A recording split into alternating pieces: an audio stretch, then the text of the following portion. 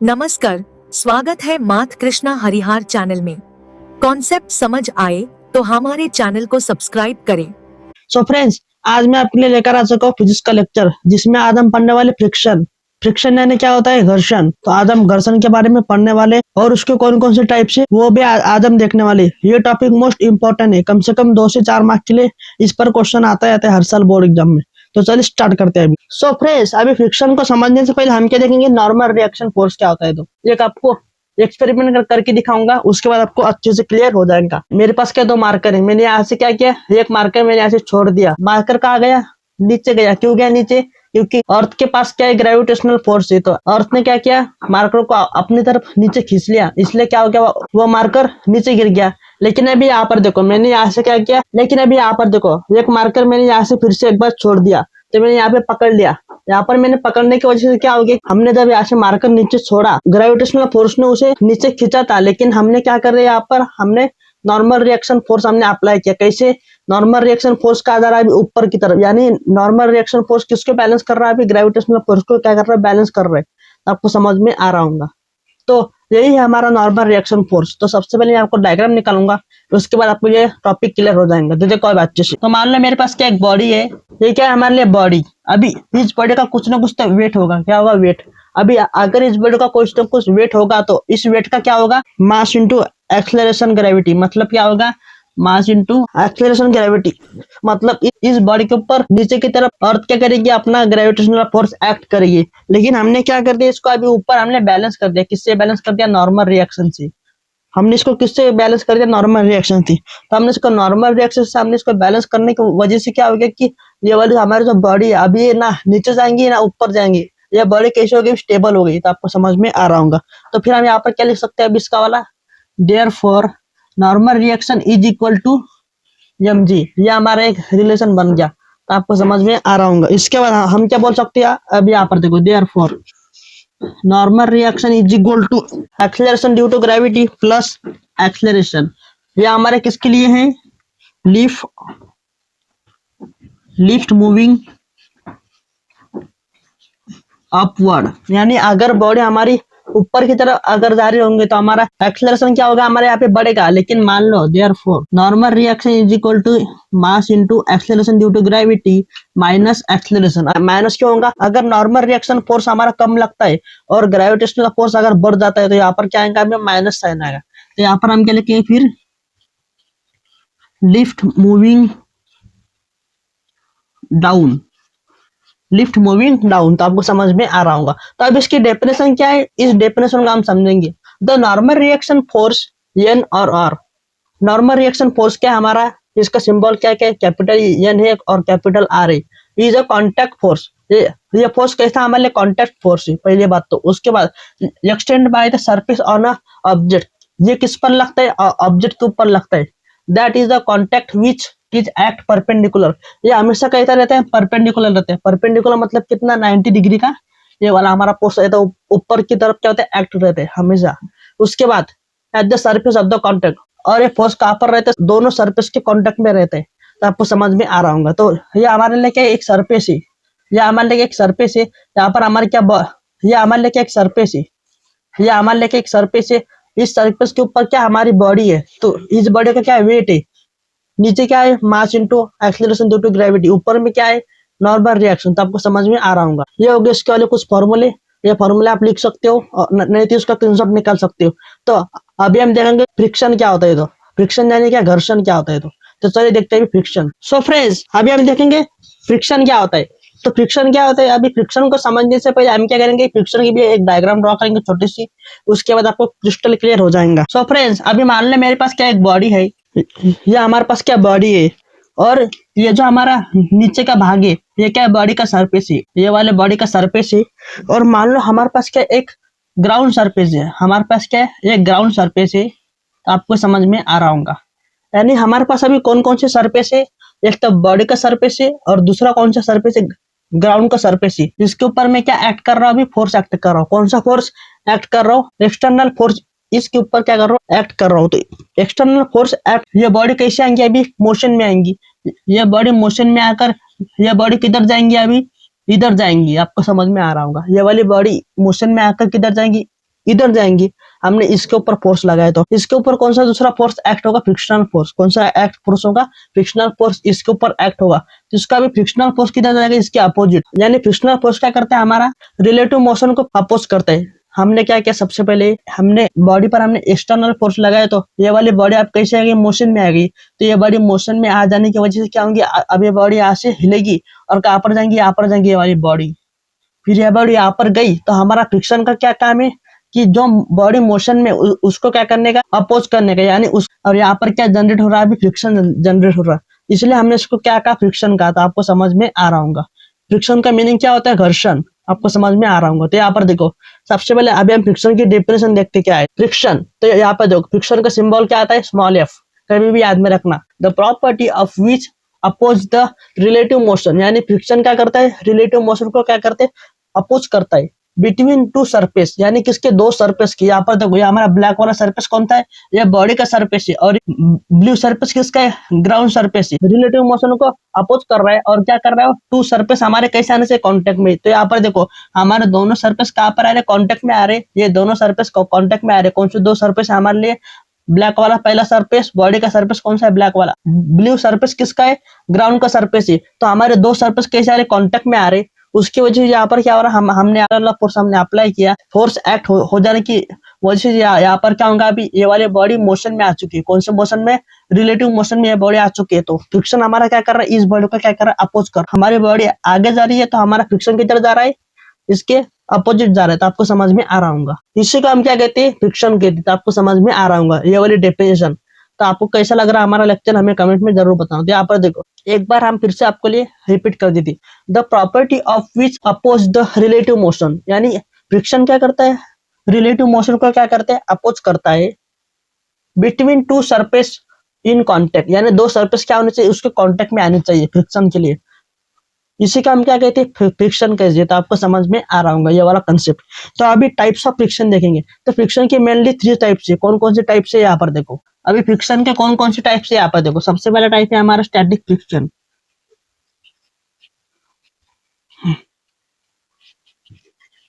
अभी static friction क्या होता है कि आप कितना भी फोर्स लगाओ वो बॉडी यहाँ से हिलेगी ही नहीं, इसे हम क्या कहते हैं, स्टैटिक फ्रिक्शन। उसके बाद अभी हम देखेंगे काइनेटिक फ्रिक्शन। दूसरा फ्रिक्शन हमारा कौन सा है, काइनेटिक फ्रिक्शन है।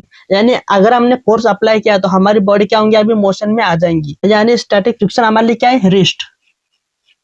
स्टैटिक फ्रिक्शन हमारे लिए क्या है, रेस्ट है। और काइनेटिक फ्रिक्शन हमारे लिए क्या है, मोशन। तो आपको समझ में आ रहा होगा। अब इसके बाद इसकी तीसरा टाइप है कौन था, rolling motion. Rolling motion friction,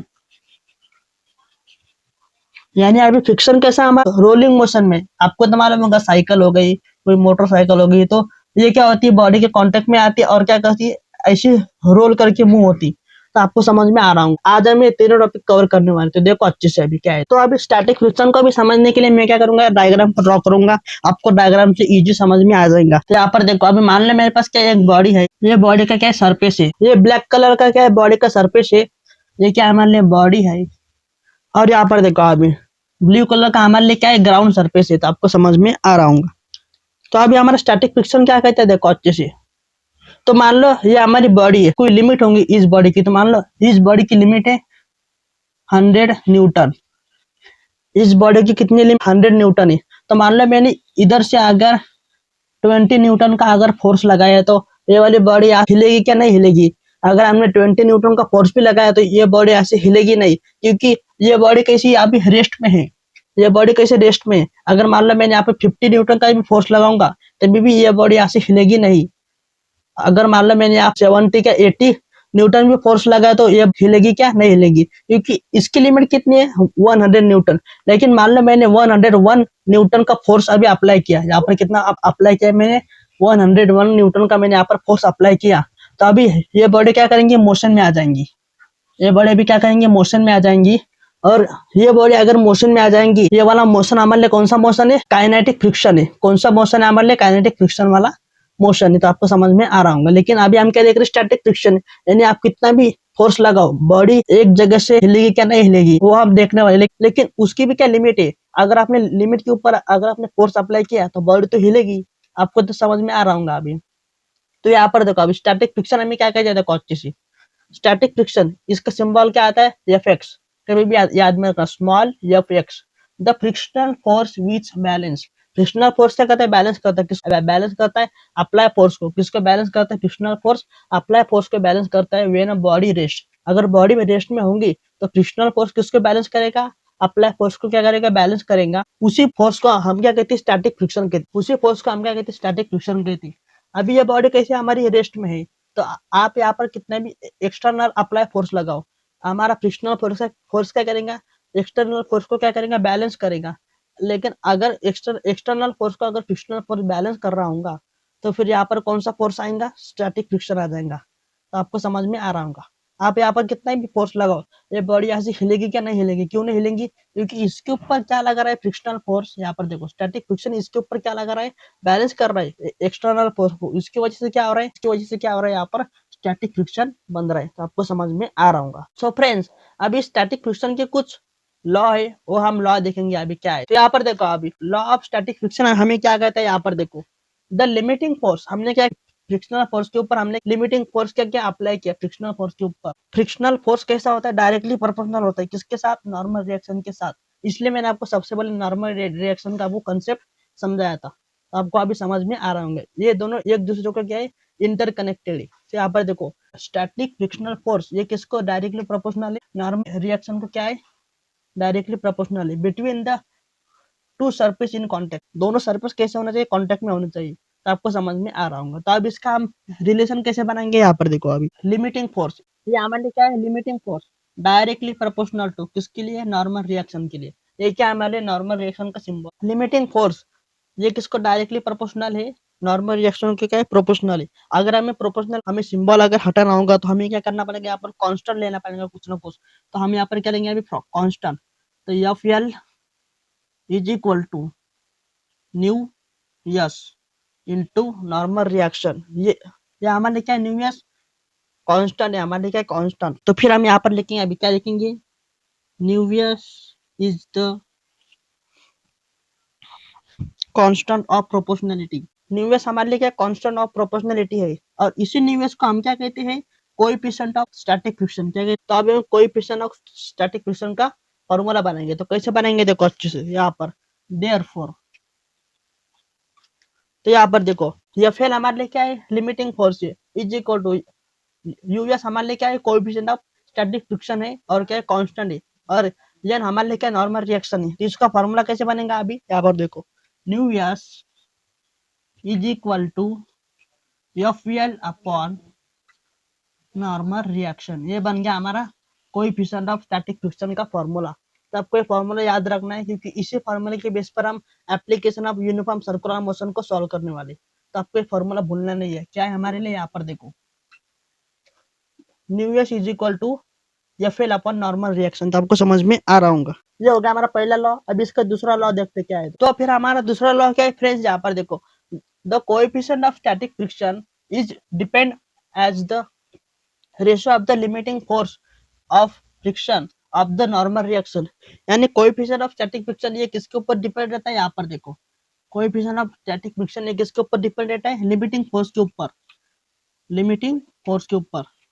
और किसके ऊपर रहता है, डिपेंड नॉर्मल रिएक्शन के ऊपर। तो ये हो गया हमारा दूसरा लॉ। तो आपको समझ में आ रहा होगा। न्यू एस हमारे लिए क्या स्टैटिक फ्रिक्शन है। ये दोनों हमने कैसे लिए, रेशियो के फॉर्म में। अगर आपने ये लिख दिया और आपने डेफिनेशन में नहीं लिखा तो चलेगा, लेकिन आपको ये फॉर्मूला लिखना पड़ेगा एग्जाम में। अभी देखते हैं हम इसका वाला तीसरा लॉ क्या है। तो यहाँ पर देखो फ्रेंड्स, अभी हमारा तीसरा लॉ क्या है, the limiting force of friction is independent of the apparent area. यानी मान लो हमारे पास क्या ग्राउंड सरफेस है और हमारे पास क्या apparent area, apparent area. Limiting force of friction apparent area पर डिपेंड नहीं रहता है। ये इसका तीसरा लॉ है। Between the surface in the contact, दोनों सरफेस कैसे होना चाहिए, कॉन्टेक्ट में होने चाहिए। The so long as the normal reaction remain the same, normal reaction क्या होंगी, सेम होगी। तो आपको समझ में आ रहा हूँ। यानी अपेरेंट एरिया मतलब दिखने में एरिया कैसा भी हो, उसके ऊपर लिमिटिंग फोर्स कभी भी डिपेंड नहीं रहती। तो आपको इतना सिर्फ वर्ड याद में रखना है। तो चलो अभी देखते हैं हम काइनेटिक फ्रिक्शन क्या होता है। अभी हमारा काइनेटिक फ्रिक्शन क्या है कि मान लो हमारी बॉडी अभी क्या कर रही है, अभी मोशन में मूव कर रही हमारी body. Friction between two surface in contact, यानी फ्रिक्शन कैसे होना चाहिए कि दो सरफेस के बीच में क्या होना चाहिए, कांटेक्ट होना चाहिए। When one body is actually sliding, उसमें से जो पहली बॉडी होंगी हमारी, वो बॉडी क्या करनी चाहिए, स्लाइडिंग होनी चाहिए over the other body, is called as kinetic friction. इसे को हम क्या कहते हैं, काइनेटिक फ्रिक्शन कहते हैं, या फिर हम इसे क्या कह सकते हैं, डायनामेटिक फ्रिक्शन में हम इसे कहते हैं। तो आपको समझ में आ रहा होगा। अभी हम इसकी निकालेंगे डायग्राम। ये क्या हमारी बॉडी है और यहाँ पर इसके ऊपर क्या है हमारे, ये हमारा ग्राउंड सरफेस है। तो अभी यहाँ पर क्या है, अगर ये बॉडी है, इस बॉडी का कुछ ना कुछ तो वेट होगा। वेट की वजह से क्या होगा, इस बॉडी के ऊपर क्या होगा, acceleration due to gravity act करेगी। तो ग्रेविटी की वजह से क्या होगा, हमारा बॉडी है वो क्या होंगी, नीचे नीचे आएंगी। तो यहाँ पर क्या आएंगे अभी, mass into acceleration, mg, mass into acceleration. लेकिन अब इसको बैलेंस कौन कर रहा है, अभी नॉर्मल रिएक्शन। इसको बैलेंस कौन कर रहा है, अभी नॉर्मल रिएक्शन। तो आपको समझ में आ रही होंगी। ये दोनों सरफेस हमारे लिए कैसे बॉडी के कांटेक्ट में, ये दोनों सरफेस कैसे बॉडी के कांटेक्ट में। अगर मान लो अभी मैं इसके ऊपर अगर एक्सटर्नल फोर्स अप्लाई करूंगा तो ये बॉडी क्या होंगी, यहाँ पर ऐसी मूव हो जाएंगी। आपको समझ में आ रहा होगा। और हमारा फ्रिक्शन की तरह लगेगा, इसको अपोज करेगा। फ्रिक्शन क्या करेगा, इसको अपोज। अभी यहाँ पर फ्रिक्शन कौन सा लगेगा, काइनेटिक फ्रिक्शन। तो आपको समझ में आ रहा होगा। तो आपको ये समझ में आ चुका होगा। अभी देखेंगे हम काइनेटिक फ्रिक्शन के कुछ लॉ है, उस लॉ को समझेंगे। तो यहाँ पर देखो, अभी लॉ ऑफ काइनेटिक फ्रिक्शन हमें क्या कहता है, the force of kinetic friction F K is directly proportional to normal reaction. यानी हमारा काइनेटिक फ्रिक्शन ये किसको डायरेक्टली प्रोपोर्शनल होगा, नॉर्मल रिएक्शन को क्या होगा, डायरेक्टली प्रोपोर्शनल होगा। बिटवीन टू सरफेस क्या होना चाहिए, उसके कॉन्टेक्ट में होना चाहिए। तो आपको क्लियर हो रहा होगा। तो अभी हम इसका फॉर्मूला कैसे बनाएंगे, यहाँ पर देखो अच्छे से। सबसे पहले यहाँ पर हम क्या लेंगे, अभी एफ के। एफ के हमारे लिए क्या है, काइनेटिक फ्रिक्शन है। अब ये क्या है, डायरेक्टली प्रोपोर्शनल है, किसको है, नॉर्मल रिएक्शन को ही। तो आपको ये क्लियर। फिर अभी यहाँ पर क्या आएगा, F K is equal to, अभी हम क्या करेंगे, इस डायरेक्टली प्रोपोर्शनल साइन को हम हटाएंगे। तो यहाँ पर क्या आएगा, कांस्टेंट आएगा। क्यों, कांस्टेंट कौन आएगा, न्यू आएगा। तो इसको हम क्या मानेंगे, न्यू के। फिर अभी नॉर्मल रिएक्शन। तो आपको समझ में आ रहा होगा। तो फिर यहाँ पर देखो, अभी हम यहाँ पर क्या लिखेंगे, देयरफॉर। अभी यहाँ पर देखो, यू के हमारे लिए क्या है, यू एन के हमारे लिए क्या है, कांस्टेंट ऑफ प्रोपोर्शनलिटी। और इसी न्यू क्यू को हम क्या कह सकते हैं, इसको कोएफिशिएंट ऑफ काइनेटिक फ्रिक्शन कह सकते हैं। अभी हम कोएफिशिएंट ऑफ काइनेटिक फ्रिक्शन का फार्मूला बनाएंगे। तो कैसा बनाएंगे, यहाँ पर देखो अच्छे से। तो देयरफॉर यहाँ पर क्या लिखेंगे, फिर अभी न्यू के इज इक्वल टू, यहाँ पर क्या आएगा, फिर एफ के अपॉन एन। ये बन गया हमारा वाला फॉर्मूला। इसका कोएफिशिएंट ऑफ काइनेटिक फ्रिक्शन का फॉर्मूला ये हमारा बन चुका है। तो आपको समझ में आ रहा होगा। अभी हम देखेंगे इसका दूसरा लॉ क्या है। अभी हमारा दूसरा लॉ क्या है, force of kinetic friction is independent of the independent shape of apparent area of the surface in a contact. यहाँ पर देखो, अभी मान लो मेरे पास क्या वाला शेप है और मेरे पास क्या एक सरफेस एरिया है। अभी ये क्या मेरे लिए अपरेंट एरिया है, अपरेंट एरिया।